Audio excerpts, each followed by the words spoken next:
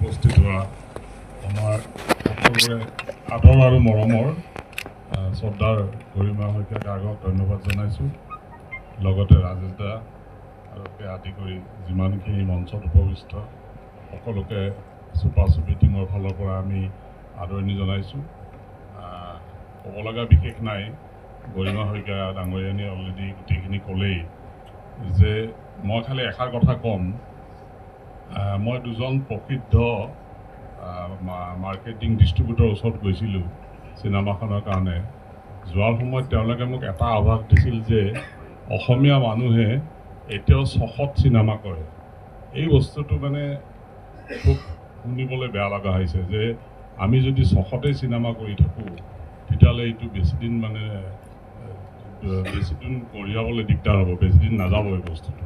গতিকে অসমীয়া উদ্যোগ চিনেমাটোক আমি এটা উদ্যোগ কৰিব লাগিব আৰু এইটো এটা প্ৰফিটেবল এটা ইণ্ডাষ্ট্ৰীত পৰিণত কৰিব লাগিব, তেতিয়াহে ই এটা দীৰ্ঘজীৱী হ'ব।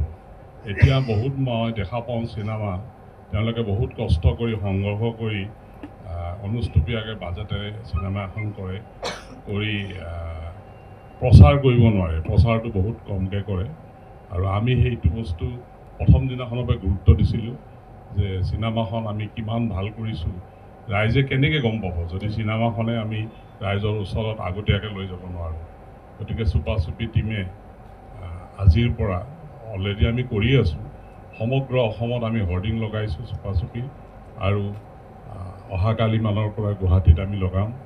আৰু এটাই খালী ৰিকুৱেষ্ট, এই উদ্যোগটোৰ লগত যিমান ল'ৰা ছোৱালী কাম কৰি আছে এই আটাইখিনিয়ে যাতে তেওঁলোকে এইটো পেচা হিচাপে গ্ৰহণ কৰিব পাৰে, সেই ব্যৱস্থাটো আমি অসমীয়া জাতিটো কৰি দিব লাগিব। চাউথৰ ফালে বম্বেৰ ফালে চিনেমা উদ্যোগক যথেষ্ট গুৰুত্ব দিয়া হয়, তাত শ্ৰদ্ধা কৰে মানুহে, আৰু আমাৰ ইয়াত যাত্ৰাপাত্ৰী কৰাৰ নিচিনা বুলি ভাবে। গতিকে এই যিমানে আমি ধনী নহওঁ, যিমানে চহকী নহওঁ, যেতিয়ালৈকে আমাৰ সংস্কৃতিটো উন্নত নহয় তেতিয়ালৈকে আমাৰ জাতিৰ পৰিচয়টো নহ'ব। গতিকে আমি যদি অসমীয়া জাতিটোক আৰু বেছি ৰাইজৰ ওচৰত ডাঙৰকৈ দেখুৱাব লাগে, ভাল বুলি দেখুৱাব লাগে, অসমীয়া চিনেমা ইণ্ডাষ্ট্ৰী, অসমীয়া শিল্পী সাহিত্য কলা আমি সদায় সজীৱ কৰি ৰাখিব লাগিব, উন্নত মানদণ্ডৰ হ'ব লাগিব। এই দিশত আমাৰ শ্ৰদ্ধাৰ জুবিন গাৰ্গ ডাঙৰীয়া, গৰিমা, ৰাজেশ ভূঞা এওঁলোকে যথেষ্ট কাম কৰিছে। আৰু মই বহু বছৰ আগতে মায়া মাথো মায়া বুলি এখন VCD কৰিছিলোঁ, সেইখনতো অৰুণ নাথ আছিল, আটাইখিনি ভাল ভাল এক্টৰে আছিল। আচলতে কি, আপুনি ৰাইজক বস্তুটো যদি উদ্যোগ হিচাপে বিক্ৰী কৰিব পাৰিব লাগিব। ৰাইজে এনেই নাহে চিনেমা চাবলৈ, আৱেগেৰে আপুনি চিনেমা চলাব নোৱাৰে।